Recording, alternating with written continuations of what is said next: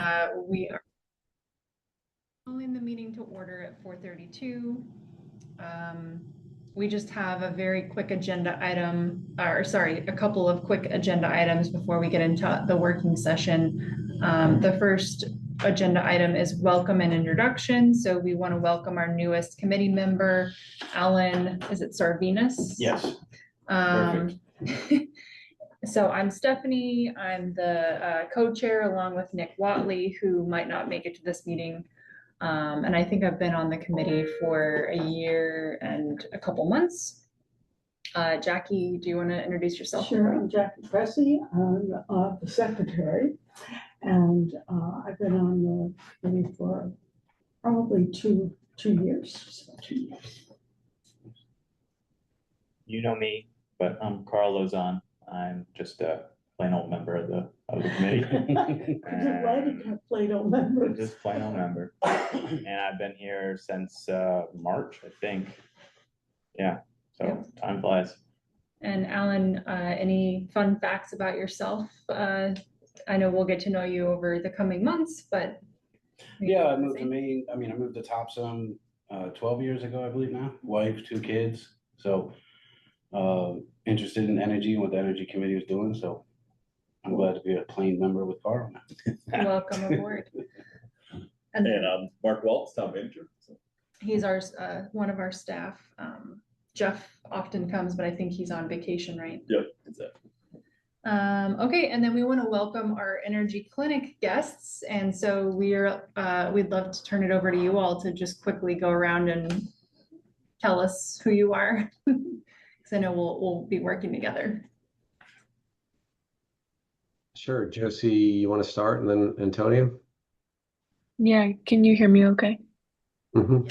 Perfect. Hi, I'm Josie. I'm a rising 2L here at Vermont Law and Graduate School, and I'm pursuing our JD and Master's in Energy Regulation sort of option. And then I've been working in the clinic this summer with Kurt and Antonio since May.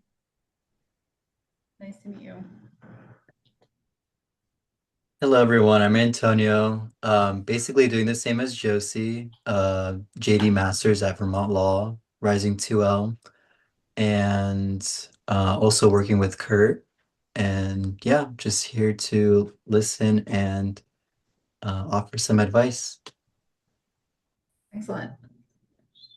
And I'm Kurt Mayland. I'm a visiting professor at Vermont Law and Graduate School in the Energy Clinic, and it's hoping you'll work on your model battery zoning ordinance. Wonderful. We're very excited to have you all here. Okay, we have just a quick approval of the minutes from our last meeting held June 16th.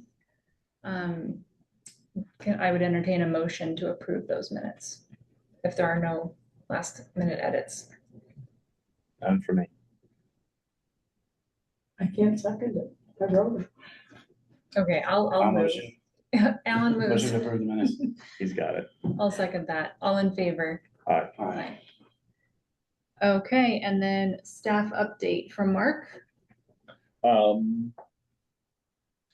We have, the select board has, I can't remember if this happened last meeting or not. The select board did decide that they're not going to replace the furnace in the snack shack up there just because waste of energy, basically. So, we are currently getting proposals for the boilers are supposedly at the end of their useful life at the Public Works Department. So we're currently getting proposals for 3 companies for ideas of ways to maybe heat that better and stuff. Yeah, Carl, you were gonna go maybe do a site walkthrough, right? At the If facility? Jeff and Mark wanted me to, I was open to it. But of course, depending on whatever you guys prefer. Sure. Jeff's away now. Jeff's been the one kind of heading it up, but when he's back, I'll mention it to him. Yeah. Okay. Yeah. Just feel free to let me know, and I'm happy to offer anything I can. Perfect. Yeah. All right. Sounds good. Mm-hmm. All right. Old business. So the first item of old business, and I expect this to take most of our meeting today, is working on our battery ordinance. We did get a signed engagement letter between the town and Vermont Law and Graduate School's Energy Clinic. I shared our draft that we had been working on for over the course of several meetings with the folks at VLGS. So really curious to hear where you all have gotten with that and any feedback you have for us. So we can just dive in, and I don't know how you all want to do this. Do we want to screen share or talk through things? Yeah, we can, as I said, as indicated earlier, we haven't done as thorough a job as I would have hoped, simply because I was off on vacation for 2 weeks and just got back. But we've got some thoughts on it. Let me pull it up. So I guess the first question for you all we have is more of a practical one, which is we have an idea for, I think, what would be good for us to produce for you as a product. And that would be, I think, either a marked up version of your bylaw incorporating all our comments and thoughts. And then when would you like that by? I know ideally would have been today, but obviously we ran into some scheduling issues. I mean, is this like a next month type thing, next week type thing? Like, what do you all think? And is that correct work I think product? it's more important for us to get it right than get it fast. Okay. So whatever you think you need for timing, I mean, I guess if it was ready for our next meeting in August would be terrific. But if you think you need more time than that, then beggars can't be. No, I think that's, yeah, and I think that's fine. It's a big, as we met earlier today, we were going over some of the issues, and we're like, there's a lot that can go into something like this. And it's one of those documents where we're going to constantly, if we get you a good first draft, we're going to be constantly coming up with new ideas and thoughts as we think about it more and more. So we'll shoot for getting you a version either off the draft you shared us, like a good track change version with comments, or maybe an entirely new one that we like. We'll have to see how our full review of your drafts goes, which I'm Yeah, and trying to. I can provide a little context too around where we had started and where we had gotten to. So back in the fall or early winter, we had collated a bunch of example model ordinances, some of which, Kurt, you and Mark James had shared from, New York and California and Massachusetts. But then I think in January, Maine came out with their own. And so we decided, oh, well, we should just start with the Maine language. But as we started digging in and sort of comparing to the other states' ordinance language, we were feeling like Maine's is actually some of the simplest and doesn't go into as much detail, doesn't even have a definition section. And so that's where we were starting to question, well, do we need a little bit more oomph here? And then we started having some questions around, how does this fully relate to what the state is imposing in terms of permitting, and then NFPA type stuff, and what do we need to, even if it is sort of duplicative with some of these other hoops that a developer will have to be jumping through, is it still worthwhile to put all of that into our own ordinance just in case some of those other laws and regulations change over time? And so we were just starting to feel like, okay, we're not entirely sure the full scope that we should be trying to have in this, and that the main one was just fairly simple. If I could throw a little context too, is how this all came about is there's this beloved farm in Topsham called the Bisson Farm.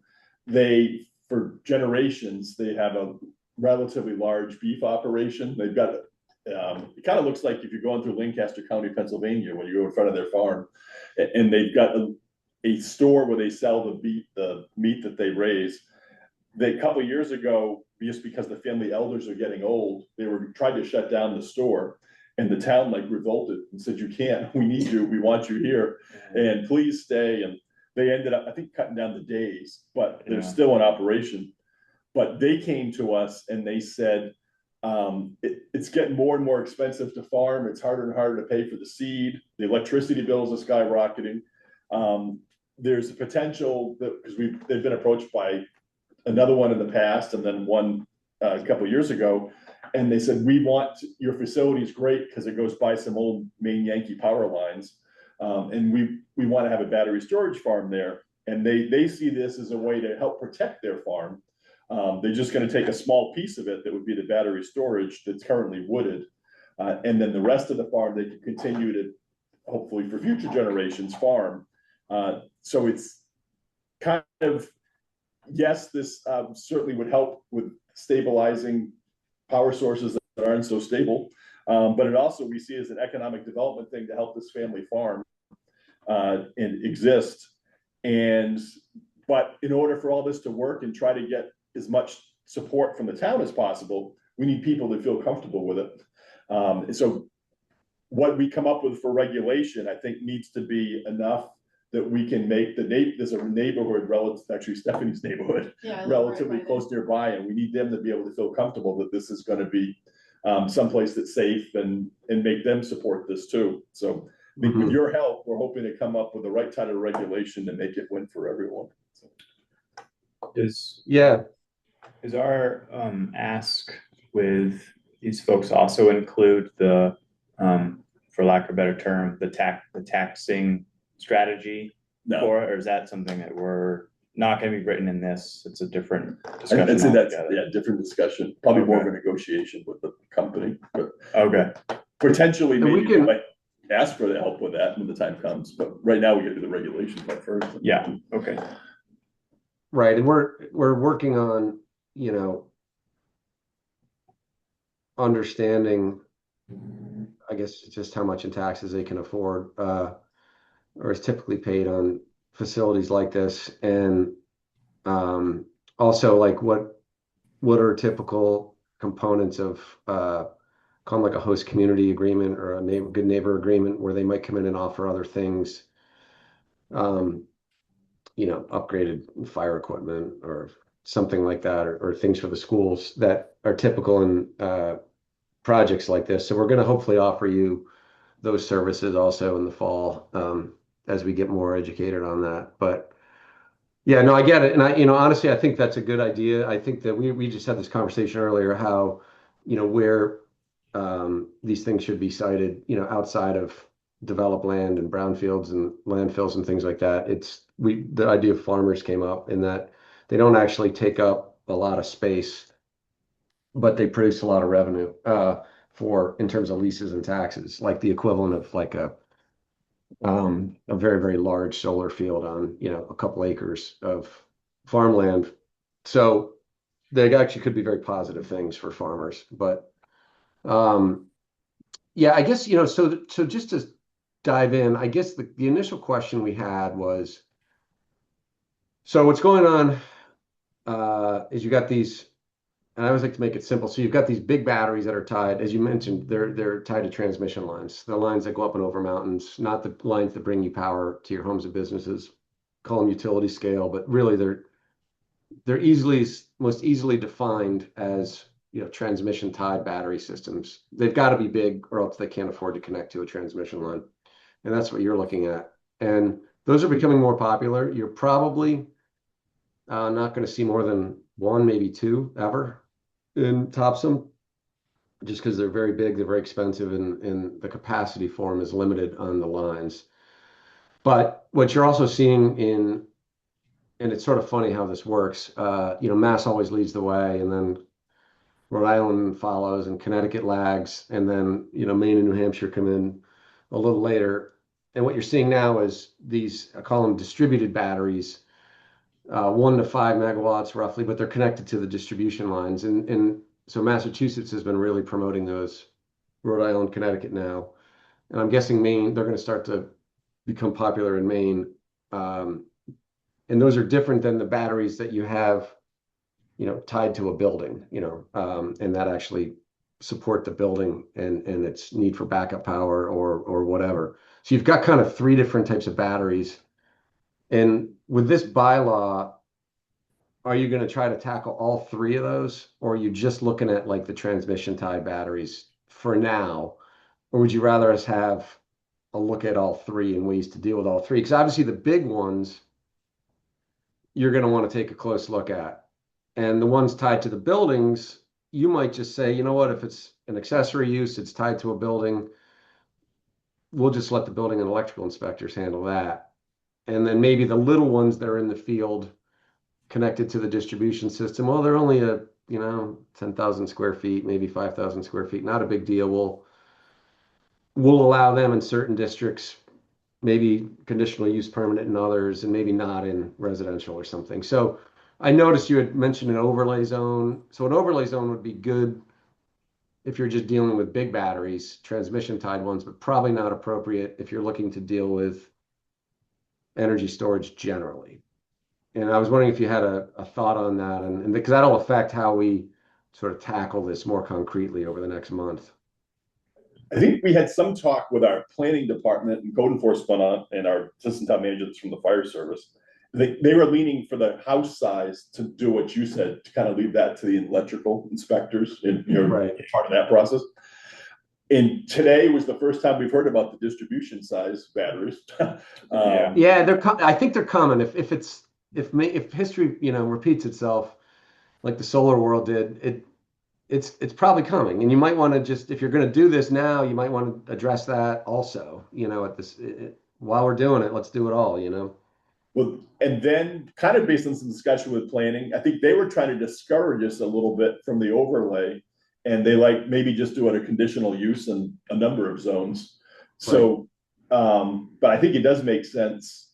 And ultimately, we're going to defer a lot to your judgment, but it seems like it does make sense to cover the utility grid scale, whatever, as well as the distribution scale. I don't know what the rest of the committee thinks. Yeah, you said kind of 1 megawatt to 5 megawatt size. That's what you're kind of seeing in Mass and Connecticut and Rhode Island.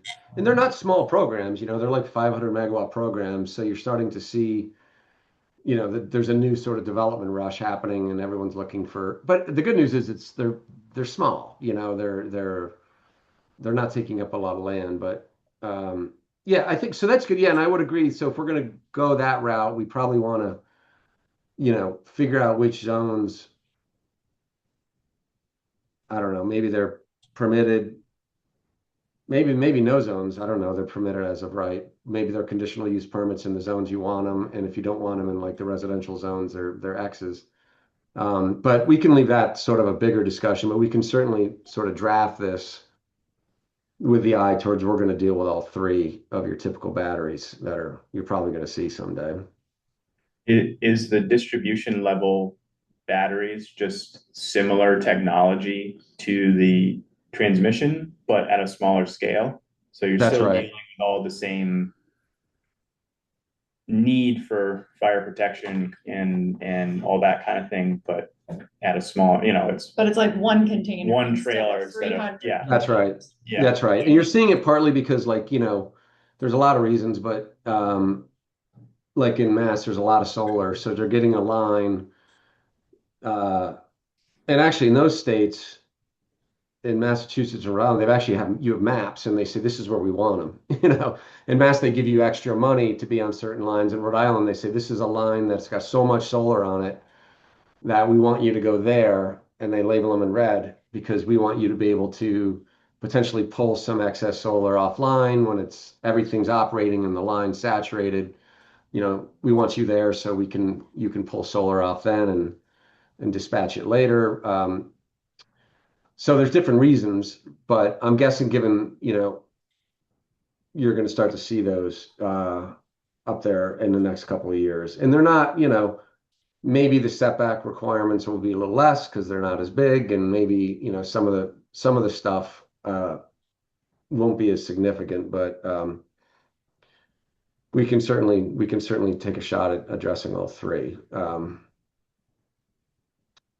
So that's good to know, because then I think we'll sort of, that would take out sort of the overlay zone idea, at least when it comes to all three. Not to say you couldn't do an overlay zone for the utility scale, but that would also affect, how you define and, in section 200, how you define the different systems. And I think we'd probably reword those to deal with those three. I know the term accessory battery energy storage system is probably what you were thinking about when you tie it to a building, but crafty developers can argue accessory for things that aren't truly accessory. I think we were like grid scale or not grid scale. That's Something right. like that ended up being our like beginning language, and then it was like, No, that's right. makes sense?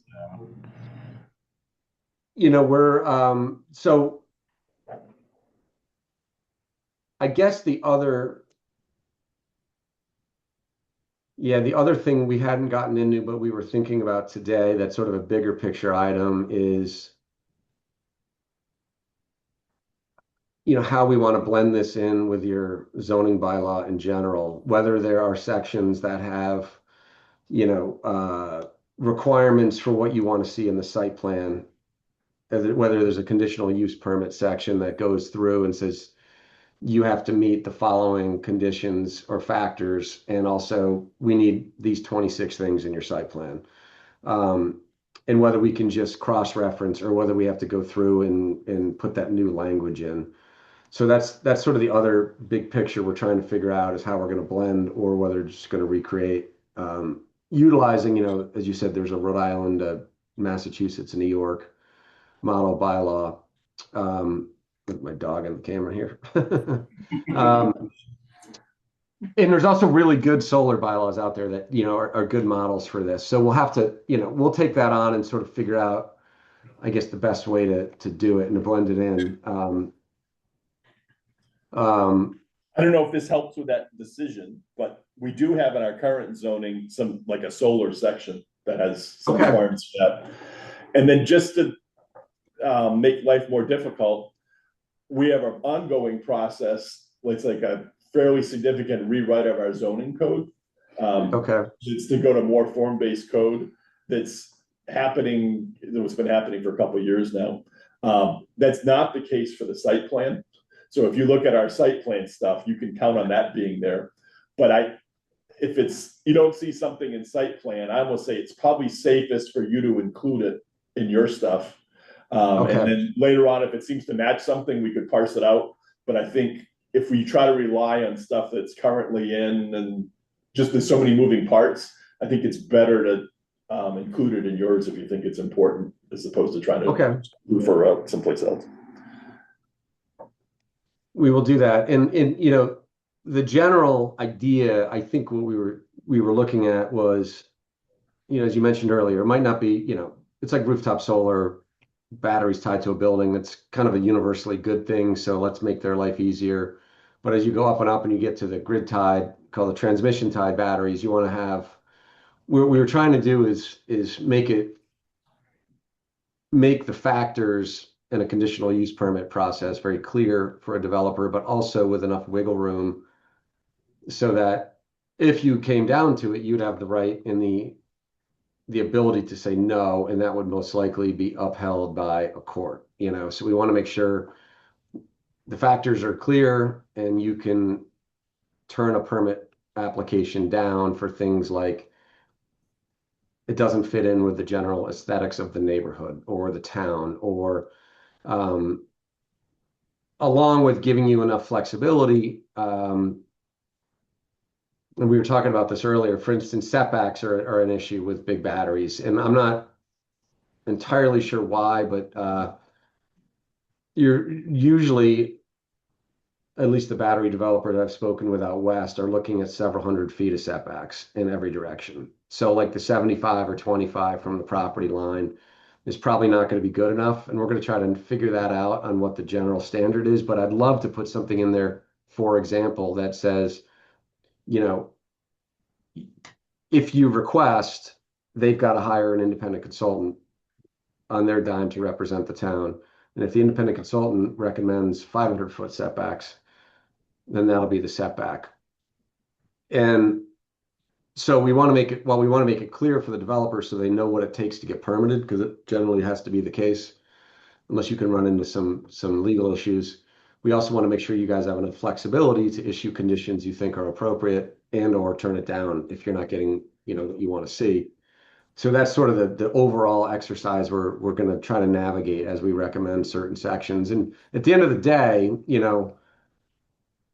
obviously most of this, hopefully we're doing the bulk of the substantive work, but this should all be reviewed by a Maine land use attorney that can say, you know what, you probably shouldn't put that in. That's a little too much. That's a little too gray. You really have to, yeah, you really have to be more specific with what you want out of them.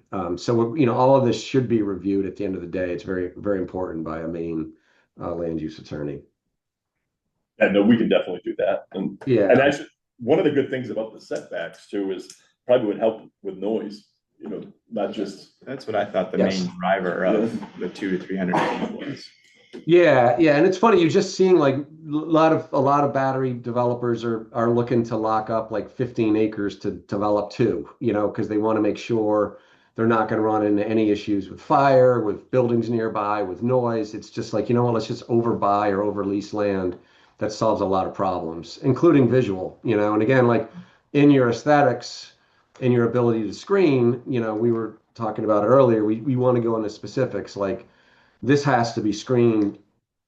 Like a common developer trick will be like, we want a row of arborvitaes 14 feet tall surrounding the entire thing, something like that. And they'll come in and put 3 foot ones in and be like, they're going to grow to be 14. You didn't say they had to be 14 right away, So we're going to try to really plug holes, get ahead of things, and make sure you're completely protected from the start. The big things obviously being, noise, visual impact, and okay, so again, we got into it a little bit, but even with the decommissioning bonds, the decommissioning bonds are important.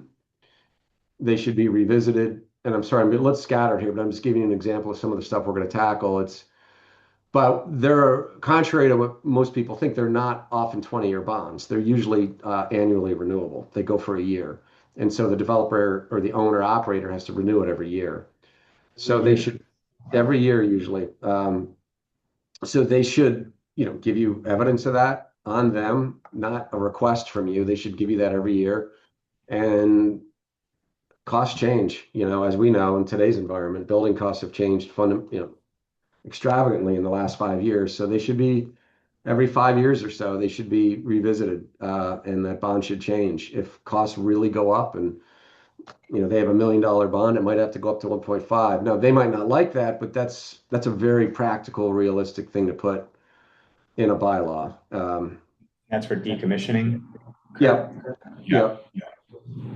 And whether or not we can tackle, a host community agreement in a zoning bylaw is an issue we're talking to Mark about earlier, and I'm not sure if you can or if that's more of a voluntary thing, but you can certainly push them in that direction. Like, listen, we understand you don't think there's a fire risk, that it was an isolated incident, that of a runaway fire in California inside a building that everyone, or in Arizona that everyone still talks about. These are really safe. But you might say, listen, that's fine, but we don't have, based on our consultant's report, and we're not experts in this area at the school, but you're going to hire an independent consultant. Based on their report, we should have the following type of equipment for our fire department, and you should probably put in a hydrant right next to it, because we don't have a hydrant and our fire trucks can only hold X amount. So you're going to want to have stuff like that in a host community agreement, but have language in the bylaw that kind of pushes them in that direction of executing an agreement like that with you. And obviously, I know you asked a question, Stephanie, about the NFPA standards. We can certainly put that in, that they've got to demonstrate as part of their application package that they're in requirement with not only that, but like all applicable, state, local, and federal regulations and guidelines, including but not limited to stuff like that. So yeah, I mean, I could give you more scattered examples of some of the stuff we're looking at based on our conversation today, but I think, from our perspective, from Josie, Antonio, and I, we're gonna sit down and look at, and they've already looked at the other state models out there, but we're gonna look at some of the better solar bylaws, really go through yours, and either come up with a new draft or mark up the main bylaw, ideally for your next meeting, so we can really have a sort of a line by line kind of working session, if that's okay with you all. That was kind of our plan after that we discussed today. Couple just highlight or things that comment on that is there may be things that we want to do beyond NFPA. Like I think the NFPA, from what I'm told, requires a 10-foot separation between the battery units. And some places, I guess, have looked for 20. And I know our fire department is saying they might feel better with more than the 10. Right. And then as far as, from what I remember, when we talked to our town attorney like a year ago, he had said, we're not allowed to bring up the discussions asking for the extras, so to speak, from the host community thing. But if someone voluntarily offers us them, then that's fine. We just can't force them to do it in return for their permits or something. And then I think our gold standard of what I would like to get out of someone, if I could, is we've got a significant group in town that would love to have a community center. But we also have a significant group in town that doesn't want to pay much more taxes. Our current TIF statute for the state doesn't allow TIFs to be used for recreational buildings. We're going to work with our legislative delegation to try to make a run at convincing the state legislature how it does help economic development to have a community center and try to change that. So if we could succeed with that, then if we could somehow structure a TIF out of it that would benefit a community center, that would be like a home run for us. Right. Okay. Yeah, and I think there's ways to do it where it's. And again, I haven't really thought this through thoroughly, but as part of your application, I want to see you have the right to see any proposed host community benefits or other benefits to the community. Like they can propose them, and you just want to see it. You're not going to base your yes or no decision on it, but it would give the impetus for them to start thinking out loud. Start thinking about things they could bring. And again, they're not. It's all. I'm not going to say it's all about money with them, but it's all about if it fits within their budget, so it doesn't move their rate of return below their threshold that they can live with, then I don't think most of these groups don't care whether they're giving money to a community center or paying more in taxes. It's all the same. So it should work, but I'm trying to think any other big picture ideas that you want us to think about. The form, not probably leaning towards not doing an overlay, looking at the use table, making changes to the use table, the dimensional table for these three categories, and then doing a standalone section. Maybe we'll look at how your solar section is drafted and try to at least try to mimic that. Look how we can blend it in with other requirements in your bylaw that we can cross-reference.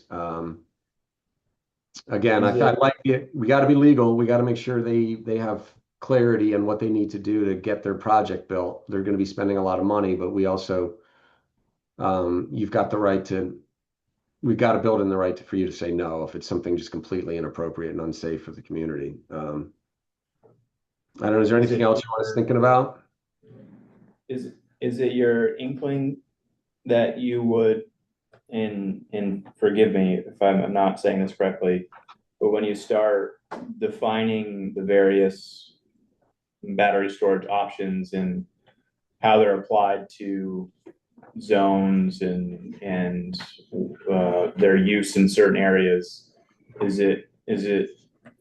you leaning towards defining them by a size or by it's a good question. Connection to a certain type of structure? I mean, honestly, the most accurate way to do it would be to define it by where they're connecting. If they're connecting by those three-phase lines in front of your house, in front of your high school, or in front of the mall where typically you see them, that's what we call a DG system, distributed generation system. If they're connected to the big transmission lines, it's a funny. I could bore you with it, but it always drives people nuts when they use the term distributed solar or utility scale solar. And I was like, what does that mean? What is it? Yeah. Because some people would refer to a 5 megawatt solar field as utility scale solar. And I'm like, well, it's like, not really. I mean, it's tied to the distribution system. But so there's always that argument and like, how do you define things is my point. But I think the cleanest way would be where they're connecting, but we could certainly put in like the states are doing like up to 5 megawatts for the front, call it the front of the meter, the standalone distributed systems. We could certainly cap that size.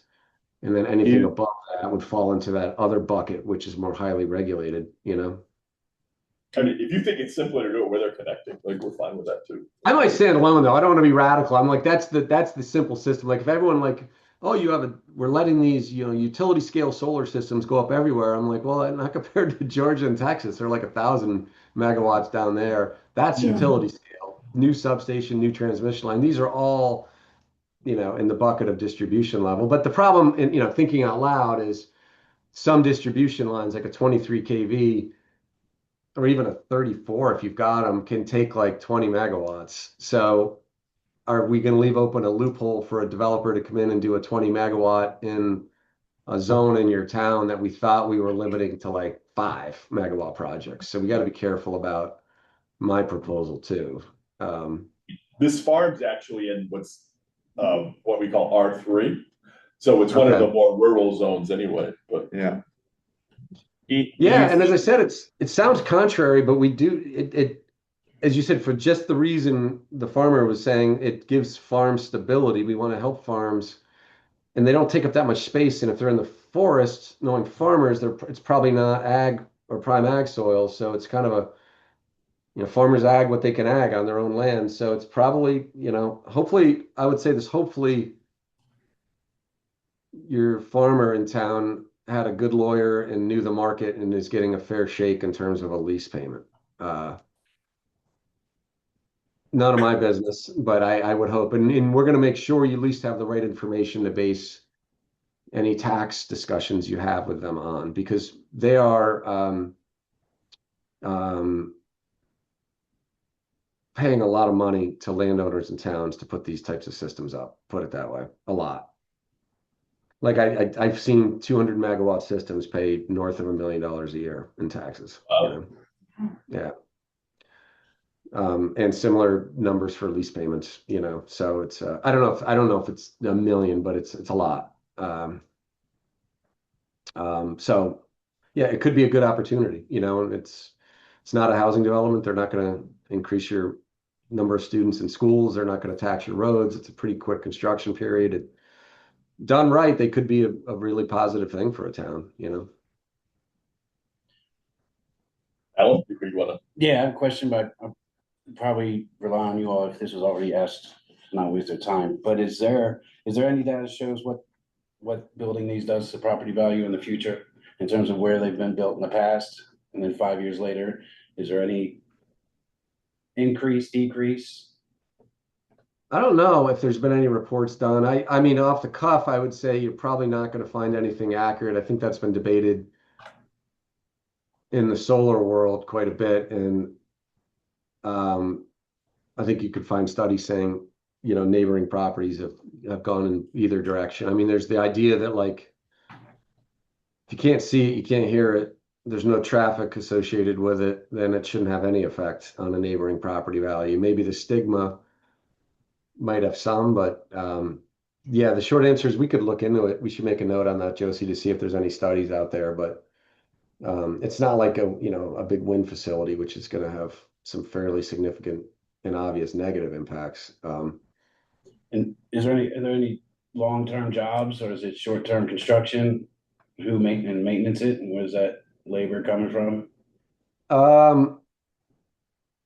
It's a good question. Did we talk about that earlier, Josie? Was that with you or was that with Mark? I'm assuming that would have been Mark.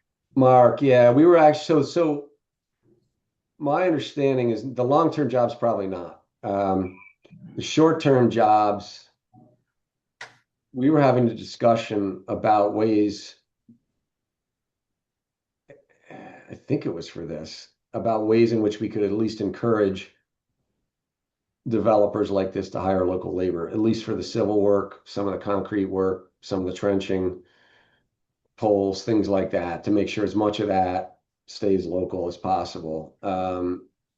Sure, We'd have Kirk to would be think happy to get how we involved. incorporate that into the bylaw. But yeah, the great, you know, I only bring it up with the host agreement in terms of developing local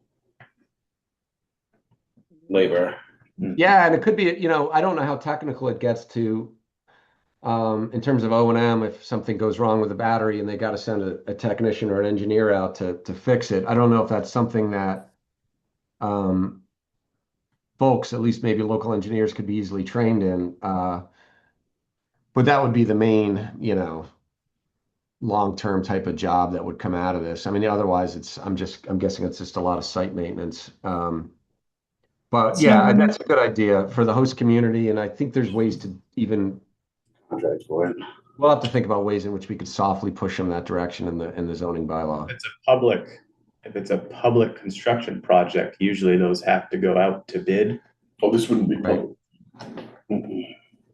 I guess it's not, so the contract's all through this. You have private entity contracting with, I guess, the ISO New England for capacity. So Right, because we're only involved because we're writing the ordinance. We're just telling them. It's what not they a can town get. project. This- Yeah, duh, it's not a Topsham company, but there's a yeah. commercial electrician in Lisbon that's developed, which is right next door, that's developed a big expertise in solar farm work. So Right. it surprised me if it was nearby that some company like that one might not develop the expertise in the battery maintenance and stuff. Yeah, I mean, and that's certainly, maybe it's not something we deal with in the zoning bylaw, but I'm guessing if they're a good development company, they're gonna simultaneously not just go through the permitting process, but they're probably gonna meet with your select board to talk about the project generally and have public meetings. And at those are certainly opportune times to be like, you're gonna hire local electricians, you're gonna have apprentices on site. What do you pay for wages? You can certainly, it's nothing you could probably ask for and use in your zoning decision, but there's a lot of opportunities. This just goes through the process where you're going to be able to ask them those questions and push them in the right direction. My last one was, is there any precedent in them dual use? 15 acres is a decent amount. And is there any dual use with these larger battery storage projects? Or is it just battery storage facility and then that's what it is for the next 100 years? Or is there something that can be built around it? So there's dual use. Yeah, I mean, I think, again, we'll have to do a little bit more research on the existing facilities. We can call some battery developers, Josie, out in Texas and California about how much acreage is actually used. But I can tell you anecdotally, I had a 50 megawatt battery proposed on some land I had in Mass. And I mean, they were only taken up. It was a bit of a squeeze, but not that bad, about 2 acres of impact, of actual footprint. So I don't think they're going to use 15. I would guess they're probably going to use 6 to 8, and the rest of it's like kind of buffer land, just in case. But I don't see any reason why why the farmer, if he wanted, couldn't do stuff. Share, I don't know, probably. The developer. Yeah, I mean, previously and done a presentation for the town and. I can send you the link to that. Yeah. that'd be great. Yeah, I'd love to see it. I mean, everyone builds things differently, but in the space, obviously, between the batteries itself can vary from, I think Josie pointed out earlier, from a standard of 10 feet to some towns asking for 20, just for safety reasons. I guess the big, concern, legit or not, is that runaway fire, just because of how hot things get inside. And having things spaced apart I guess, gives you an extra layer of security or buffer. But I guess if you have, batteries that are lower to the ground, not stacked as high and farther apart, you might get up to 15, but it seems like a lot. But I mean, listen, what do I know? But if it's a contained battery and it's got some spill containment, say, a raised foundation on the outside of several feet to contain spills, and it's in a fenced area, I can't see why they couldn't do stuff right on the outside of it, you know? I mean, if I were the farmer and it was good farmland, I'd ask to go right up to the fence line if it was possible. I don't think there's any danger or any reason you can't store equipment, farm. I think that NFPA maybe has, and I can't remember what the distance is, maybe it's 50 or 100 feet that has to be like clear of anything that would burn, like stone Right. basically around the. Yeah, I'm not sure I don't think I'd want to build a building there, but I think you could, I'm guessing if you could probably throw material and, soil and rocks and whatever else the farmer might need space for, just junk space, you could probably use it. I don't, but as far as like a dual use, like in solar, where you're talking like agrivoltaics and stuff like that, I don't think so. I just don't think there's the space. I think the idea is to keep them as condensed as safely possible. And just so you know, Alan, the life cycle of these things can be somewhere around 15 years, which is why the bond for the decommissioning is important, because if after the battery life is done and the developer doesn't want to put new batteries or something into the site, then there's money set aside for decommissioning so that it would just go back to whatever it was before, I guess. But you still have a bunch of gravel and Yeah, and transformers or something. I don't and know the what they flips, would do and all that. yeah, that's right. And the flip side of the bigger picture too is, and I'm not quite sure. I think a lot of it will depend on the interconnection cost, but you also want to be a good host, right? Like if you want this, you don't want to be too crazy with your bylaws and your asks, or else they could be like, well, we've got another site on this exact line, like in the next town, and they're not asking for all this. So, um, for instance, that brings up like, so the decommissioning, right? So usually it's like day one, I want to see a decommissioning bond for, whatever, it's 1.5 million. It's like an insurance policy. They pay a premium on it. They don't put away the 1.5 million. It's not escrow or anything. But you could also say, the odds of this thing being decommissioned and needing to be taken down in the first 5 years are almost zero. Like if something happens to them, they're going to get bought. The project will get bought. It's a hot market. If they go bankrupt, somebody's going to buy the site, somebody's going to buy the company. So we'll start the decommissioning bond in year 6. We'll give you a little break in the first 5 years because the risk is so low. Um, um, we're going to give you a break. I've seen that happen in some energy projects before, and it makes sort of logical sense. Not saying we should propose that, but it's a thought. Um, um, I'm assuming decommission, the area of land is not being used anymore, so whatever is being built should be able to be extracted relatively, at least the thought process in terms of Use the doing it. batteries, the stuff that's hazardous waste. It needs to be able to. yeah, they got it. Once they get the hazardous stuff out, I'm guessing, a guy with some big machines could probably get rid of that thing pretty quickly, recycle it and get rid of cement and all the other stuff and some of the metal boxes. But I think it's the hazardous stuff that's got to be taken out. But yeah, I mean, there's ways in which you can, we could give you all that flexibility in the zoning bylaw. If you really liked what you saw and they were crying poverty about a decommissioning bond in year 1, you could, if you felt like it, at least you'd have the leeway to say, all right, we'll start you off in year 5. Mark, how much would this be, listen, negotiating with the private contractor? Or would I do versus us trying to overregulate it? Like, What is, Bison's doing the property, they should be negotiating the best of, if they're. and they'll be worried about getting decommissioned on their own too. Well, that's what They might have it in their own lease. I know a lot of private landowners will make that, make that part of their lease. And if that's the case, communication. we should probably take a look at that. Should be. Just to, I like the idea, Kurt, that you said of putting the flexibility in. So Yeah. that, as if they disclose the details of the lease and we feel like it's covered in there, then we don't necessarily have to ask for a separate one for us. Right. I think that's good to put the flexibility in. Yeah, you put it in there and ask that the town be named as the additional insured or the equivalent language on the policy, and that way they don't have to duplicate it, And I'm trying to think too, whether or not it's typical in a zoning bylaw to ask for minimum insurance levels. I know that's typical in the lease. I'm trying to think if I've ever seen that in a bylaw. I don't know if I have. We do Um, have decommissioning requirements for our solar farms. right. We could take a look Bonds. at that and see if we can at least mimic Yeah, that. and I think the Maine Department of Environmental Protection requires a decommissioning plan for these projects under state law. And so Okay. right now, the ordinance language just says that they're supposed to submit that plan along with their application. But it's Right. a requirement of state law. And so I'm guessing that the And DEP has their whole own set of requirements.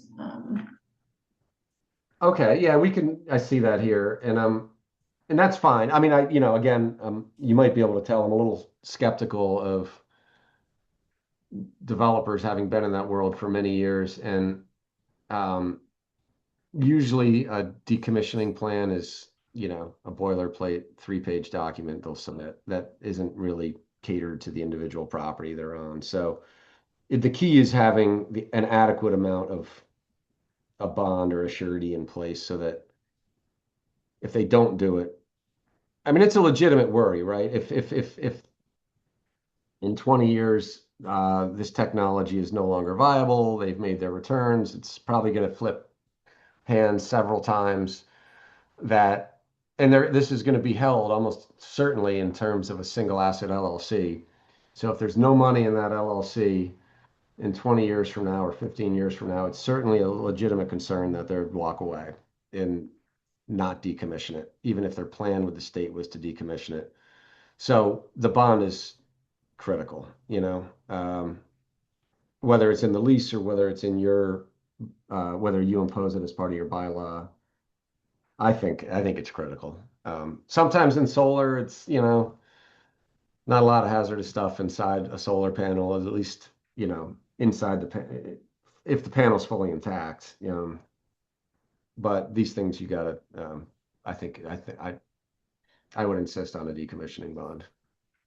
And it could be, I mean, let's say it's a different site, they may not be leased, they may actually own the site, and then we're not gonna have the lease to rely on to supply the decommissioning bond. So, That's right. And we'll have to figure out a way to word it so it applies for the smaller, say 1 to 5 megawatt projects that you might Right. see. You might see. I'm just guessing you will. It's funny how it literally is just popping up now. It's becoming a new market. And you might as well get ahead of it.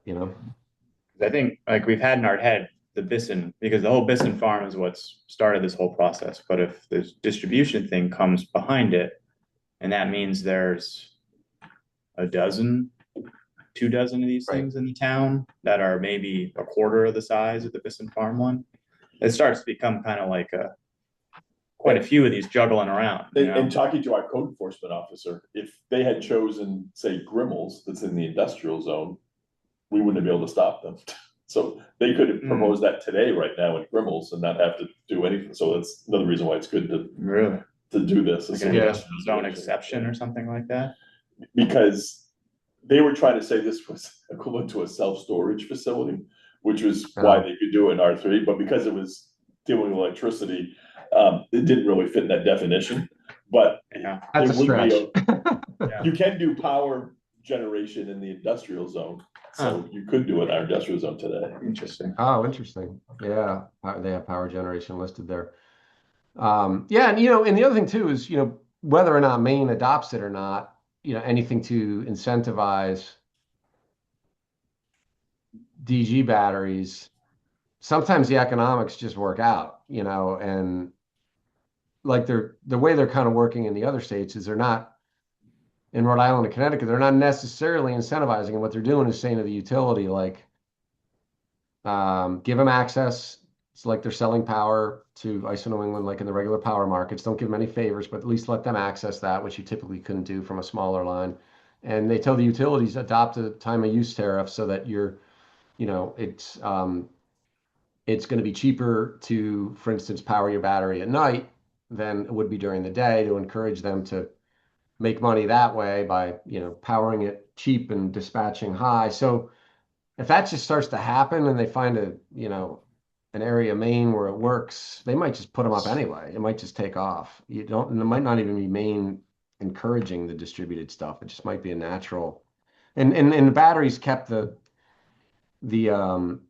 the minimum 30% tax credit too at the federal level. So, and that's going to last for at least 4 or 5 more years. So you combine some of the pricing incentives and you get that tax credit, which can go up to 50% if they build domestic and they are in a low income bonus community. There's some good incentives to put batteries up, around New England right now. The Maine PUC has some policy, I think they call it non-wires alternatives, that before you rebuild or enlarge a transmission line, or even, I guess, a major distribution line, you have to prove that there's no other way to get the power. So there's a line that goes from Topsham to Brunswick that's been at capacity for a while and had a lot of problems. And they were trying to get them to build a battery facility of some type near Bowdoin College instead of enlarging the line. They finally decided it wasn't going to be practical about a year ago for whatever the plan was. And they finally gave them permission to rebuild the line. So they're just starting it now, but you can see there's definitely. Really? That's funny because that's an old Mass program that shows you how all the PUC commissioners meet like a lot throughout the year and they compare notes. And the non-wired alternatives was a big push in Mass like 5 years ago. It was like basically look at batteries before you upgrade subs, before you upgrade lines. Get creative utilities, was the message. So yeah, we got our marching orders. If there's anything else, just email us. Stephanie, you've got all our info, but we're gonna do, and if we have questions throughout it, we'll ask you, but we'll try to get this done by August, which we had hoped to get done by today. But as I said, I just had an unexpected but very fun 2-week vacation, which set me back like 3 or 4 weeks. So. All right, yeah, our next meeting is August 18th at the same time. So if you want to put that on your calendar, and then we'll at least have something we can discuss at length, even if it's a partial draft. We'll have made a good dent in it. I can promise that. Okay, and I took notes that we should send them, I think, our current solar ordinance and site plan requirements. Yeah, point them. It's actually online. I'll send you the links. Point them to it online. And then we'll also share the minutes of this meeting with you and the link to the recording if you need to go back for any reason. And then I will send everyone the mission clean energy presentation. So it's just. Have you heard from them recently? Have they been around talking recently to the town, or is it mostly like a few years ago? Let us go into executive session. Let me stop the recording, and then cover that. I remember, well, I'll wait till you get